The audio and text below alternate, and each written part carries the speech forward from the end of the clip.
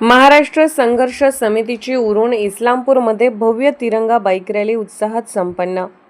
भारत देशाचा विजय असो, इन्कलाब जिंदाबाद, संविधान जिंदाबाद घोषणांनी शहर दुमदुमले।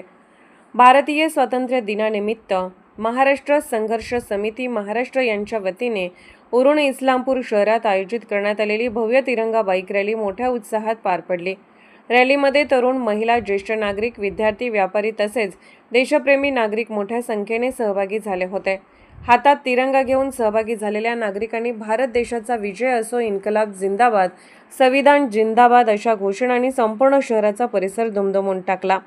रॅलीची सुरुवात छत्रपती शिवाजी महाराज अर्धपुतळा नाका येथून झाली। त्यानंतर Chavan corner, relax lodge, Bangalore bakery corner, Shirala नाका, आझाद चौक, ब्राह्मणपुरी, जुनी गणेश मंडळ, लाल चौक, संभाजी चौक, गांधी चौक, तिरंगा चौक, डांगे पेट्रोल पंप चौक, काळा मारुती चौक, सिटी पोस्ट कोर्ट मार्गे रॅली भारतरत्न डॉ. बाबासाहेब आंबेडकर पुतळा येथे पोहोचली।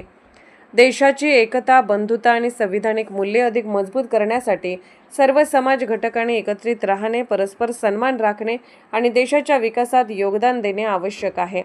समाजातील सर्व घटक एकजुटीने राहतील, जितका देशाचा पाया मजबूत होईल आणि भारताचे स्वातंत्र्य अधिक बळकट होईल।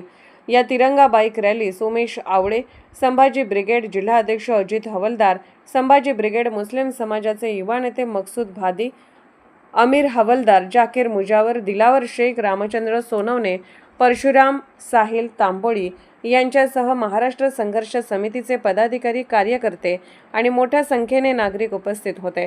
Bureau report SS news Marathi, Ishwarpur.